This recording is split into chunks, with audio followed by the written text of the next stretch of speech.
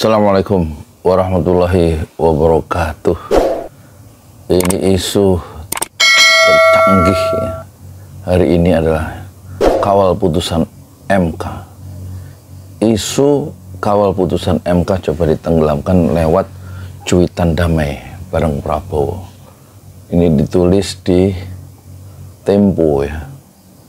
Reporternya namanya Jihan Ristianti, editornya Ahmad Faiz Ibnu Sani. Kamis 22 Agustus 2024 jam 21.29 WIB ya, setengah 10 malam. Sekarang jam 00:03 tengah malam.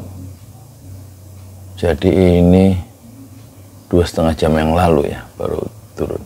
Ini gambar apa ini? Yang demo banyak ini.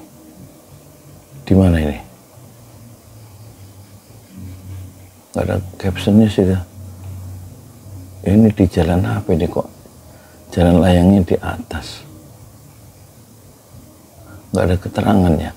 Tempo.co Jakarta, Monash Data dan Demokrasi Research ya, mencatat ada upaya menenggelamkan percakapan warga yang mendukung demonstrasi kawal putusan MK hari ini di media sosial. Upaya mengaburkan suara rakyat, ujar Direktur Monash Data dan Demokrasi Research Ika Idris dalam keterangan resmi yang diterima Tempo Kamis 22 Agustus 2024 ya.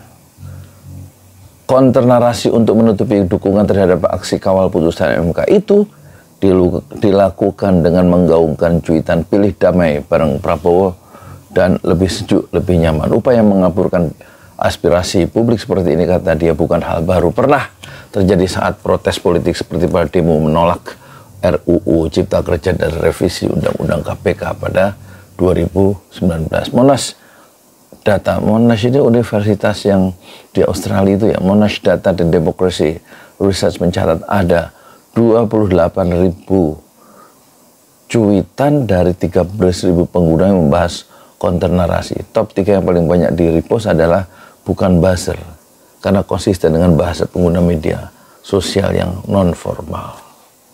Nah, terus selain itu ada pola mengunggah gambar-gambar yang sama dan beberapa dibuat menggunakan AI.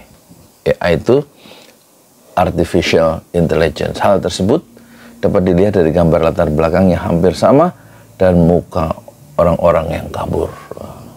Kemudian ada 20 percakapan yang paling banyak di retweet ya, rinciannya 13 cuitan berisi narasi mendukung pilih damai bareng Prabowo, dan sebagian besar tweet tersebut berasal dari akun yang sama. @ayundak 3 tweet, @cuitcuap 2 kali ya. Kemudian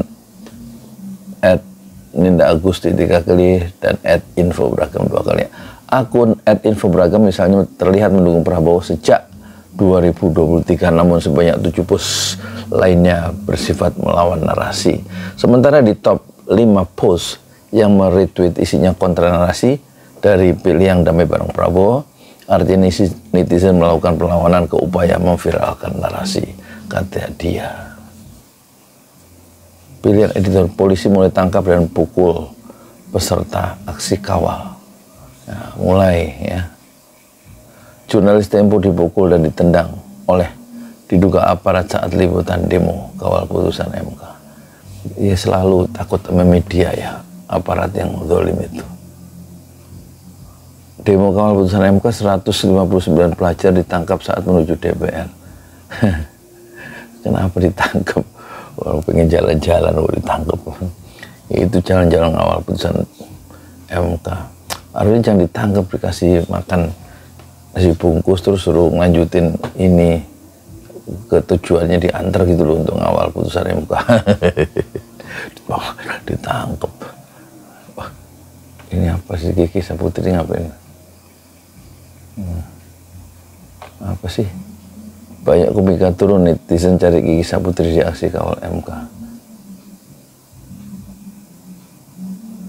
Duta Sheila on Seven, Al-Rumi dan Denny Sumarko gaungkan peringatan darurat usai DPR tolak putusan MK. Terus Pilih syuting dari pagi daripada demo Gigi Saputri. Titik 2 rezeki tinggi. Pasti dari darah kalian ikut tinggi.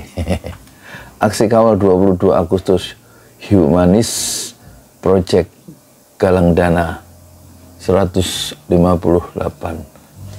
juta dalam sehari. Maksudnya itu apa? Panji Pragiwaksono dan Andovi De Lopez diteror. Pesan dipanggil Bareskrim Polisi 10 jam lalu. Kini pilih melawan Ernest Prakarsa minta maaf mendukung Jokowi 2 kali. Telat lu. Tobatnya telat.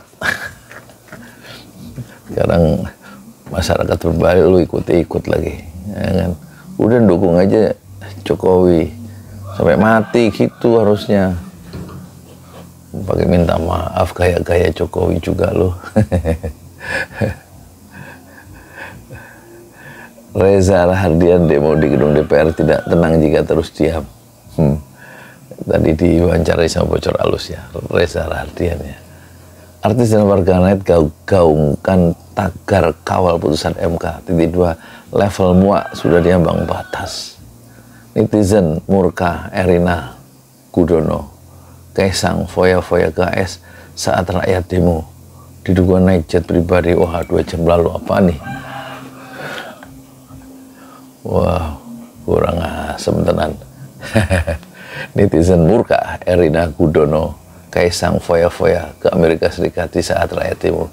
Diduga naik jet pribadi. Kamis 22 Agustus 22.24 jam 21.23. Sekarang jam 00 malam ini, tengah malam, waktunya tidur malah ngurusin Tempo lagi. 09 ya kan, tengah malam ya. Siapa ini? Reporter Raden Putri Alpadillah Ginanjar, editornya Istiqomatul Hayati.